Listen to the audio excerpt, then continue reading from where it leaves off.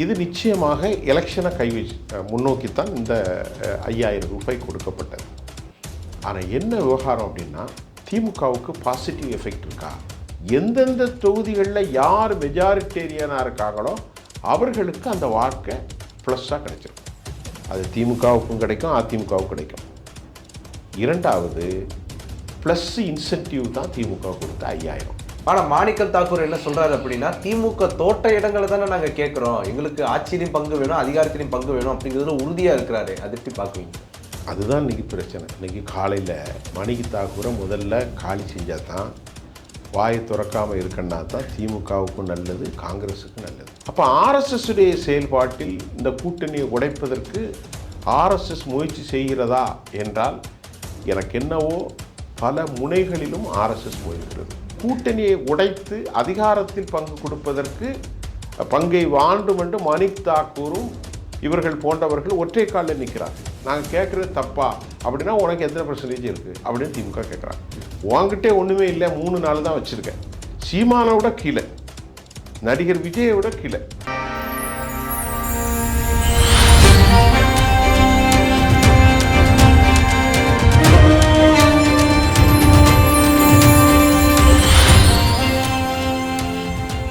வாகை தமிழ் நேயர்களுக்கு வணக்கம். என்று நம்மோடு நேர்காணல் பேசுவதற்காக மூத்த பத்திரிகையாளர் திருமிகு சுஃபியான் அவர்கள் நம்மோடு இருந்திருக்கிறார். வாருங்கள், அவரோடு பேசலாம். சார் வணக்கம். சார் சித்தார்த்தம் சொல்லுங்கள், எப்படி இருக்கீங்க? நல்லா இருக்கேன் சார், நீங்கள் எப்படி இருக்கீங்க? நல்லா இருக்கேன், சொல்லுங்கள். 5000 ரூபாய் உரிமை தொகை மகளிருக்கு வழங்கப்படுது. இந்த காலகட்டத்தில் தேர்தல் நேரத்தில் இப்படி ஒரு ஸ்டண்ட் அடிக்கிறாங்க அப்படின்னு சிலர்லாம் விமர்சனம் வைக்கிறாங்க.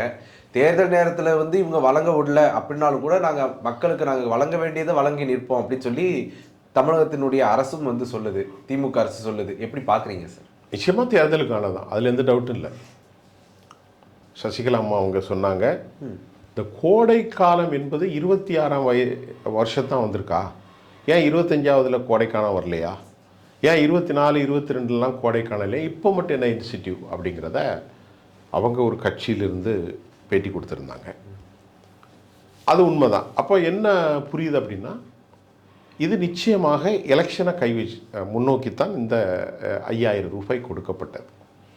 ஆனால் என்ன விவகாரம் அப்படின்னா, திமுகவுக்கு பாசிட்டிவ் எஃபெக்ட் இருக்கா? 100% இருக்குது. எப்படி நான் கேட்டேன்னு சொன்னேன்னா, எல்லா எதிர்க்கட்சிகளும் இதை எதுக்குறாங்க. எடப்பாடி பழனிசாமி அவருடைய தரப்பில் இருந்தும் நாங்கள் தான் 2000 ரூபா முதல்ல அறிவித்தோம். பாரதிய ஜனதா, மற்ற திமுகவின் எதிர்க்கட்சிகள்லாம் எல்லாரும் சத்தம் போடுறாங்க, குய்யோ முறையோன்னு. ஆனாலும் இதில் திமுக இந்த விவகாரத்தில் வெற்றி பெற்றதாகவே பார்க்குறேன். எப்படி பார்க்குறேன்னா, கண்ணும் வைத்தார் போல், முகமும் வைத்தார் போல் திரைக்குள் பேசி முடித்த கதையாய் ஒரு சிறிய கீறல்கள் கூட இல்லாமல் நள்ளிரவில் 6000 கோடியும் மறுநாள் காலையில் டிரான்சாக்ஷன் பண்ணது திமுகவுடைய பெரிய சாதனை.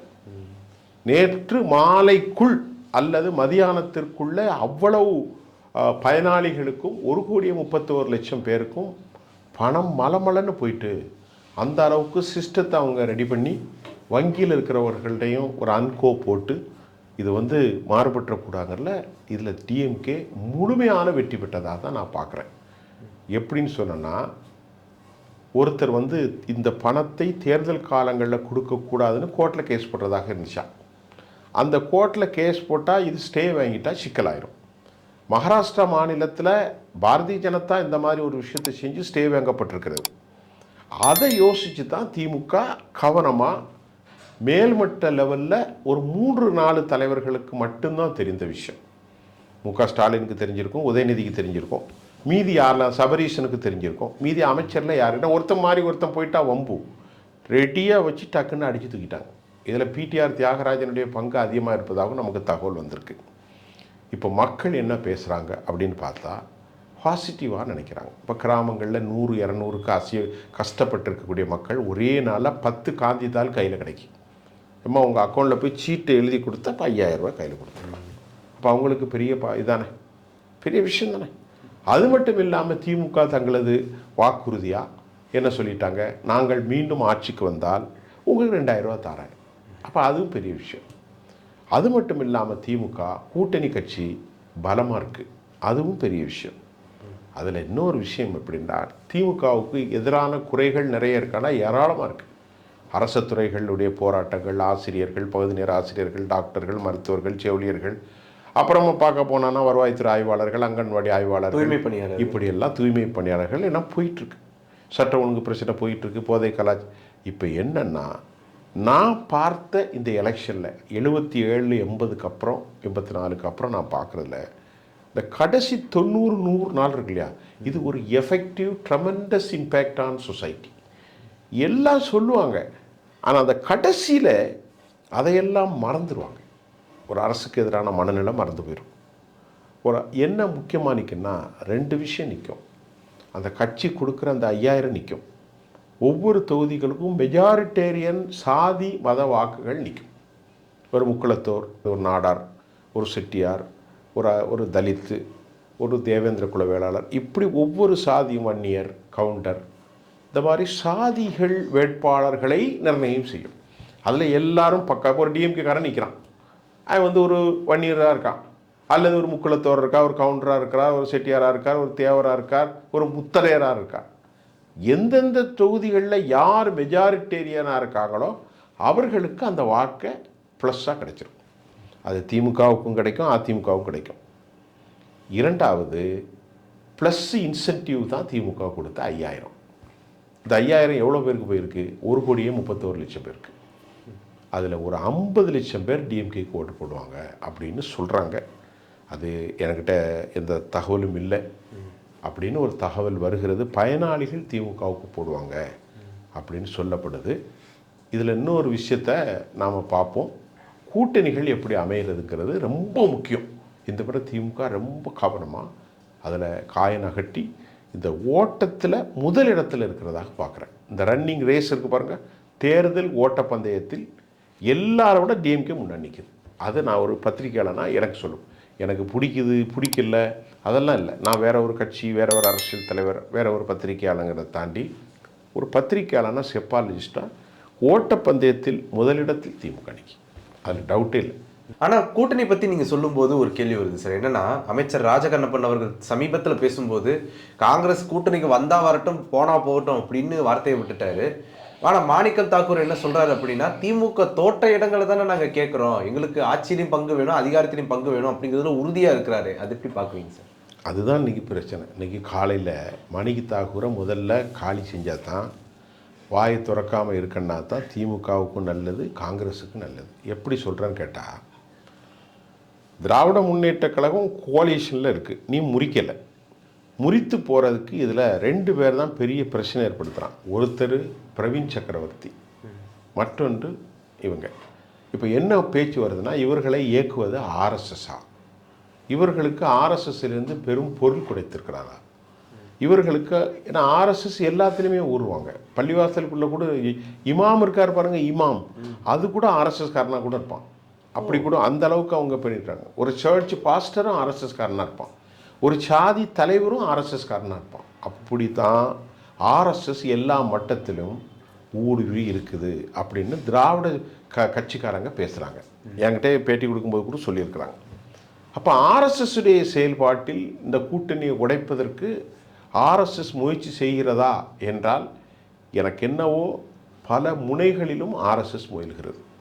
கேசவ விநாயகத்தை நீக்கினாங்க, அமைப்பு பொதுச்செயலாளர் அவர் மீது ஏராளமான குற்றச்சாட்டுகள், பணமோசடி குற்றச்சாட்டுகள், பாலியல் குற்றச்சாட்டுகள் இருப்பதாக அரசியல் பொருளாக செய்தி வந்திருக்கிறது. அண்ணாமலை, தமிழிசை, இப்படி நிறைய பேருக்குள்ள பல பிரச்சனைகள் போய்கிட்டு இருக்கும்போது ஆர்எஸ்எஸ் பாஜக சொல்வது, திமுகவை நீங்கள் எந்த நேரத்திலையும் இவங்களை சேர்க்காதீங்க. யார? காங்கிரஸ். விஜய்க்கு கூட அழுத்தம் கொடுப்பதாக சொல்லப்படுகிறது டெல்லியிலேருந்து. காங்கிரஸை மட்டும் சேர்க்காதீங்க, காங்கிரஸ் முக்து பாரத்.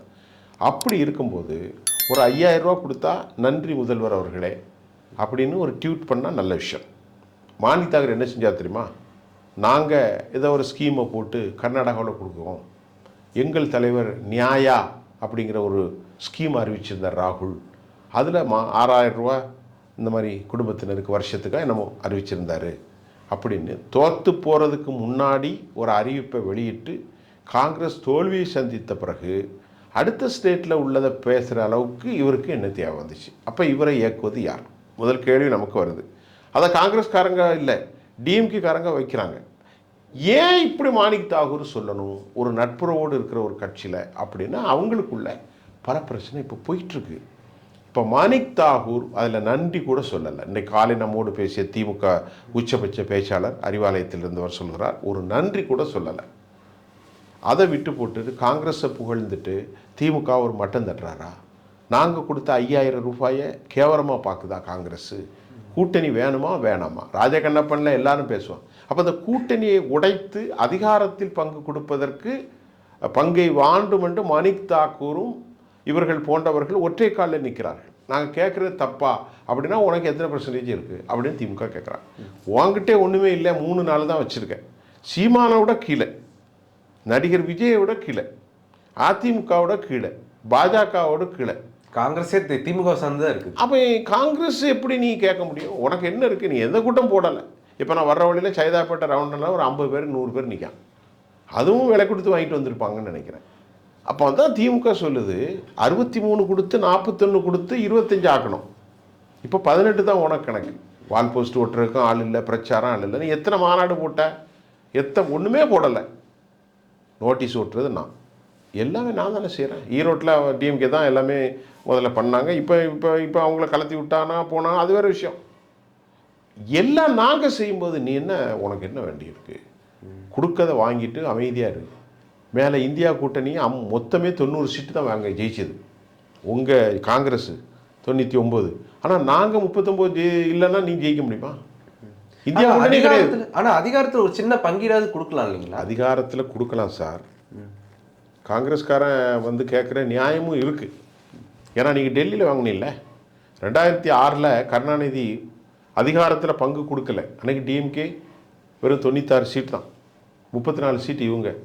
பாட்டாளி மக்கள் கட்சி 10-11 சீட்டு என்னமோ பிடிச்சிருந்தாங்க, என்னமோ தெரியல, மறந்துட்டதுக்கு. அப்போ அன்னைக்கு நான் வாங்கியிருந்தால் தப்பு பண்ணலை. இதெல்லாம் வெளிப்படையாக பேசக்கூடாது, இதெல்லாம் யாரப்பணும் உள்ளே பேசணும். ஆனால் பிரவீன் சக்கரவர்த்தியோ இவர் பேர் என்னது மாணிக் தாக்கூரோ வெளிப்படையாக பேசி ராஜகண்ணப்பன் மாதிரியாளர்கள் பதில் சொல்ல அது பெரிய விரிசலை ஏற்படுத்தி இந்த கூட்டணி உடைஞ்சிட்டா இது 2 பேருக்குமே பெரும் இழப்பு. அடுத்து தேமுதிக இந்த கூட்டணியில் வந்து தான் ஆகணுங்கிற நிர்பந்தத்துக்கு உள்ளாயிட்டாங்க. அந்த அம்மா 2016 குழப்பம்தான். இந்த 10 வருஷம் 11 வருஷமே 10 வருஷமாக குழப்பம்தான். 16 குழப்பி மக்கள் நல கூட்டணியில் விஜயகாந்தை தோல்வி அடைச்சாங்க. 19, 21, 24 இதில் கழுது திஞ்சு கட்டரும்பா 1.5% ஆகி 0.43% ஆகி இவர் அறிவிச்சிட்டார். யார்? நம்ம நாகேந்திரன். எங்களோடு பேசவும் இல்லை, நாங்கள் பேசவும் இல்லை, ஷட் டவுன். இருக்கிற ஒரே வாய்ப்பு இதுதான். ஆனால் அவங்க 2 நேரம் கோயம்பேட்டிலேருந்தும் சாலிகிராமத்துலேருந்தும் எடப்பாடிகிட்டையும் பேசினாங்கன்னு முதல்ல செய்தி வந்துச்சு. 2வது திமுகவோடையும் செய்தி வந்துச்சு. இப்போ சொல்கிறாங்க பார்த்தீங்களா, அவங்களே சொல்லிட்டாங்க நாங்கள் 2 பேர்ட்டையும் பேசலை, ஒரு ஆள்கிட்ட தான் பேசியிருக்கோம். அப்போ அவங்க திமுகவுக்கு ஏன் இப்போ வரணுங்கன்னா அந்த அம்மா நினைக்கிறாங்க இந்த கூட்டணியில் நின்றா தம்பி மகன் விஜய் பிரபாகர் எம்எல்ஏ ஆயிடுவான், சுதீஷ் வாழ்க்கையில் ஒரு முறை எம்பி ஆயிடுவார், கட்சியும் ஒரு குறிப்பிட்ட வாக்கு வங்கியை வாங்கிடும், வெற்றி பெறும். இந்த 0.43 கட்சி சின்னங்கள்லாம் முடக்கப்பட்டுரும், முரசலாம். அதனால் இப்போ குறிப்பிட்ட வாக்கு வங்கியும் வாங்கி செலவுக்கு பணத்தையும் வாங்கி பையனும் எம்எல்ஏ ஆகி தம்பியும் எம்பி ஆகி தானை காப்பாற்றிக்கிறதுக்கு ஒரே வழி அவங்களும் இங்கே தான் வந்தாகணும். இதுதான் முக்கியமான செய்தி. ஒரு செய்தி மட்டும் சொல்லி முடிச்சுக்கிடும். செல்வ பெருந்தகை ஓரளவு பாசிட்டிவாக இருக்கார். 25 தேதிக்கு அப்புறம் டிஎம்கே கூப்பிட்றா சொல்லப்படுது. ஆனால் கண்ட்ரோல் இல்லாமல் unlisted stock is going on. Manik தாக்கூரும் அவர் பிரவீன் சக்கரவர்த்தியும் கண்ட்ரோல் பண்ணுற பொறுப்பு கடிவாளம் ராகுல் காந்திட்டு தான் இருக்குது. ஆனால் ராகுல் காந்தியுடைய ஆசீர்வாதம் இல்லாமல் நடக்கலை. ராகுல் காந்தி சின்ன பிள்ளைத்தனமாக நடக்கிறார் அப்படின்ட்டு திமுக காரங்க வைக்கிறதுக்கும் நிறைய வேலை இருக்குது. இது இப்போ திமுக அந்த போட்டியில் முன்னால் இருக்குது. இது சேர்ந்தா காங்கிரஸுக்கு லாபம், தேமுதிகவுக்கு லாபம், இல்லைன்னா அனைவருக்கும் நஷ்டம்தான். உங்களுடைய நேரத்தை ஒதுக்கி எங்களோட கருத்தில் பார்த்தமைக்கு நன்றி சார். நன்றி சித்தார்த்.